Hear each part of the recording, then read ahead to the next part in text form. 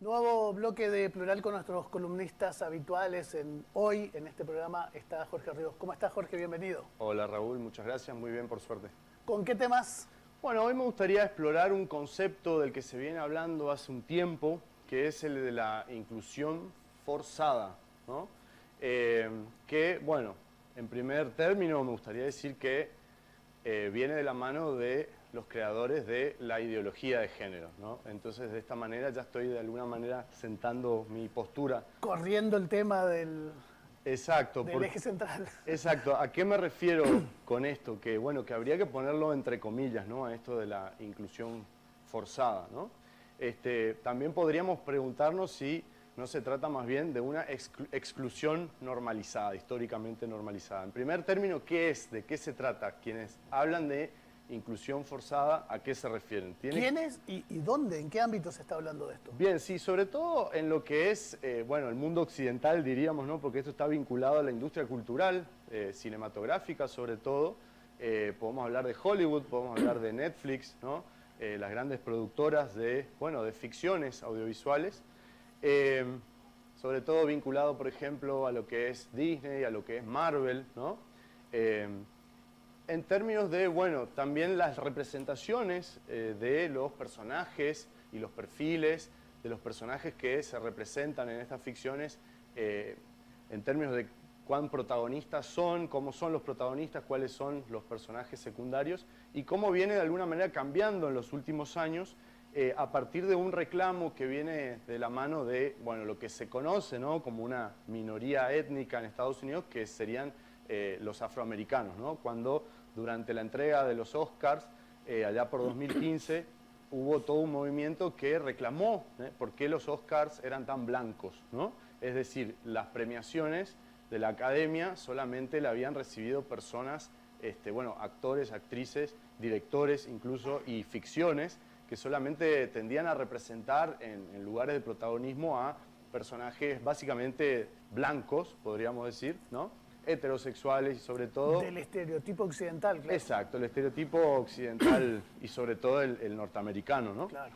Entonces, a partir de ahí, la Academia empezó a establecer especies de cupos, si se quiere, por decirlo de una manera, de que, bueno, debe haber un mínimo de representación, por ejemplo, de minorías étnicas, que pueden tener que ver con afroamericanos, pueden tener que ver con asiáticos, con hispanoamericanos, latinos, exactamente.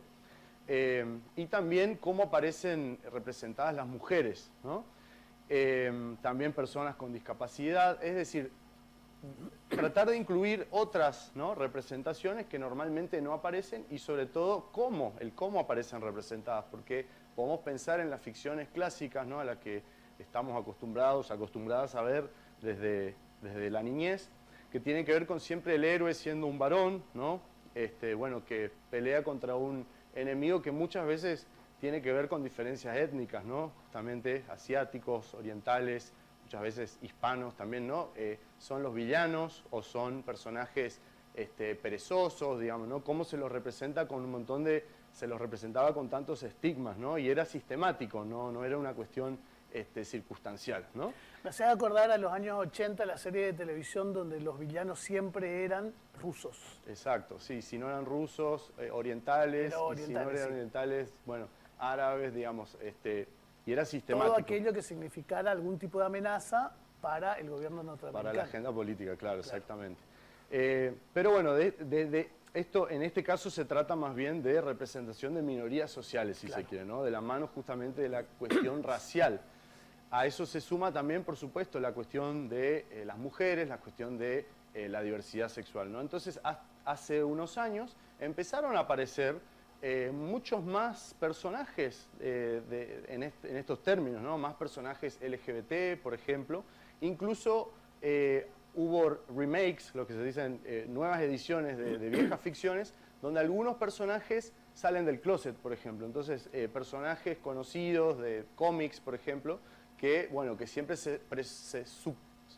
suponíamos que eran heterosexuales porque nunca se dio pistas en ese sentido, o de hecho esa era la propuesta en la ficción, y que ahora, bueno, se salen del closet, como quien dice, ¿no? Se declaran bisexuales o gays o lesbianas, Y eso a una gran parte de la audiencia no le cayó bien, no le está cayendo bien, entonces surge finalmente ahí llegamos a qué nos referimos con la supuesta inclusión forzada. Y yo me preguntaba al principio si no se trata más bien de una exclusión normalizada, ¿no? Es decir, este concepto puede ser útil para ver si realmente no se está incluyendo este tipo de personajes solamente para cumplir con... Calmar los reclamos, las Exacto, demandas. cumplir, si se quiere, con un cierto perfil de corrección política, ¿no? Que no es lo deseable porque lo ideal es que se entiendan realmente y se comprendan y se empatice realmente con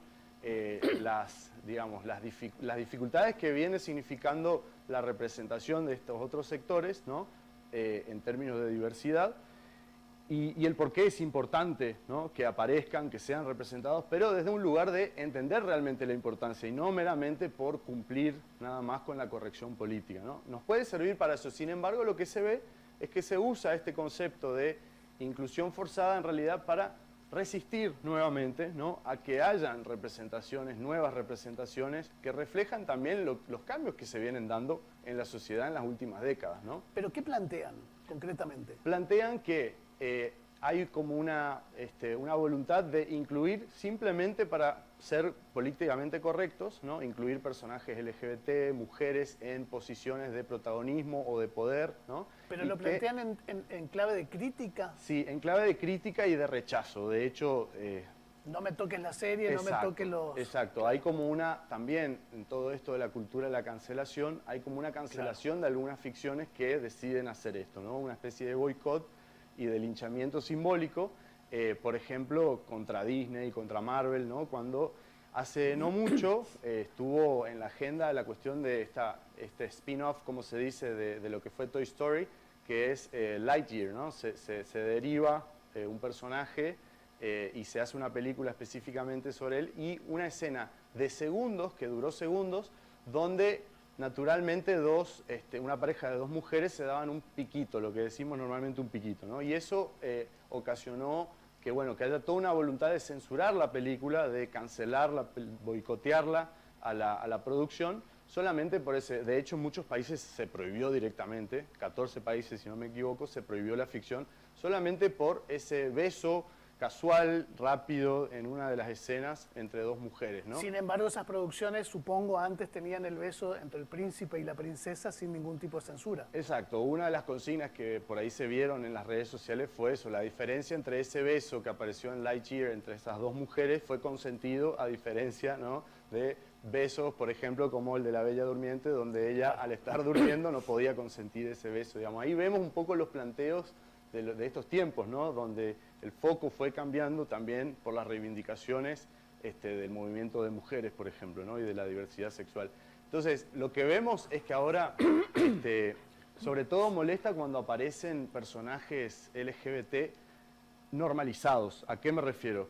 No molestaba tanto cuando empezaban a aparecer personajes LGBT, por ejemplo, pero con toda la carga de prejuicios, digamos. Históricamente los personajes LGBT aparecían en las ficciones para dar un toque de humor, ¿no?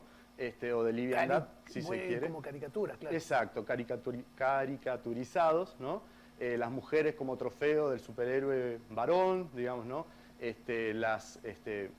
Entre comillas, minorías raciales en términos de personajes secundarios, villanos, o como se dice normalmente eran los primeros en morirse, ¿no?, cuando se iban muriendo en la ficción los personajes. Y eso está cambiando y bueno, hay una buena parte de las audiencias que pareciera que les molesta y utilizan este término, y por eso también yo lo vinculaba con el concepto de ideología de género. Es verdad que existe el género, pero no es una ideología, es una perspectiva. O sea, es incorrecto hablar de ideología de género, se usa eso de manera peyorativa y para descalificar, ¿no?, lo que en realidad se llama perspectiva de género, que no es nada más ni nada menos que la perspectiva de las ciencias sociales respecto de, cómo construimos socialmente nuestras identidades, respecto de lo que entendemos y codificamos socialmente como qué es ser varón, qué es ser mujer o qué no es ser varón ni mujer, digamos, ¿no?, cuando nos referimos, por ejemplo, a las identidades de género no binarias. Es interesante, me parece, todo este debate porque también muchas veces se esgrime la cuestión de la libertad de a veces la libertad de expresión, ¿no? Y a veces la libertad de creación cuando se habla de ficciones, ¿no? De que una persona pueda libremente crear una ficción, un guión que le parece interesante de la manera que quiera hacerlo, y qué pasa cuando eso se vuelve público y cómo reaccionan las audiencias y también cuál es la reacción social y política al respecto, ¿no? También aquí en Misiones, hace no mucho, hubo una controversia en este sentido respecto de una caricatura, ¿no? Que apareció en uno de los medios en el Diario gráficos en el territorio, del caricaturista Latrechino, ¿no? Que no fue la primera vez, y esto hay que decirlo, exactamente. también fue sistemático, digamos, no fue una cuestión aislada, hace décadas. De hecho, recuerdo yo cuando se discutió la ley de matrimonio igualitario, esta persona, bueno, de alguna manera todas las caricaturas iban, de alguna manera... Con un toque de descalificación, exacto, ¿cierto? siempre tratando de descalificar. Que por un lado uno puede decir, bueno, es libertad de expresión, ¿no? Pero ahí es donde entra en tensión también con otros derechos, que tiene que ver con justamente los derechos de poblaciones y sectores, como siempre decimos en esta columna, que históricamente vienen siendo excluidas, estigmatizadas, ¿no? Y que de a poco van conquistando algunos derechos. Entonces, muchas veces se pone de igual a igual, ¿no? Se dice, bueno, esta es mi opinión y esta es la tuya, y hay que respetar a ambas por igual, pero en realidad hay un lado que está en total desventaja, en una desventaja estructural, si se puede, porque no tiene detrás todo el apoyo de una cultura de décadas, de siglos, y la otra parte que sí la tiene y lo único que hace es reactivar prejuicios en ese sentido, entonces vulnerando los derechos de la otra parte. Jorge, respecto a la caricatura, no se trata de una sensibilización especial de ningún sector. Aporto eso, ¿no? Exacto, se suele hablar de la generación de cristal a veces, que es otro término para descalificar este estado quizá de alerta, podríamos decir, ¿no? Sobre discursos de odio que ya hoy en día tienen que ser expuestos. Mi visión personal al respecto es que no se debe censurar. Yo no estoy de acuerdo con que se censure o se cancele a alguien por lo que expresa. Por más que haga este tipo de humor, claro. Por más que haga este tipo de humor, además de manera sistemática, cuando ya hubo muchas veces que hubo un llamado de atención al respecto, pero yo creo que lo que sí hay que hacer es alertar, explicar por qué este tipo de discursos son dañinos y atenta contra sectores de la población vulneradas, pero yo personalmente no estoy de acuerdo con la cancelación o con la censura. Eso me parece que también está bueno reflexionar al respecto, ¿no? Cortito porque nos quedamos sin tiempo. ¿Por qué son discursos de odio? Son discursos de odio porque vienen, como te decía anteriormente, a reactivar prejuicios y estigmas que son injustos, que además se basan en el prejuicio para descalificar a sectores enteros de la población que además ya vienen sistemáticamente siendo excluidos y vulnerados en sus derechos. Exactamente. Jorge, muchas gracias. Gracias. Pequeña pausa y seguimos con más Plural.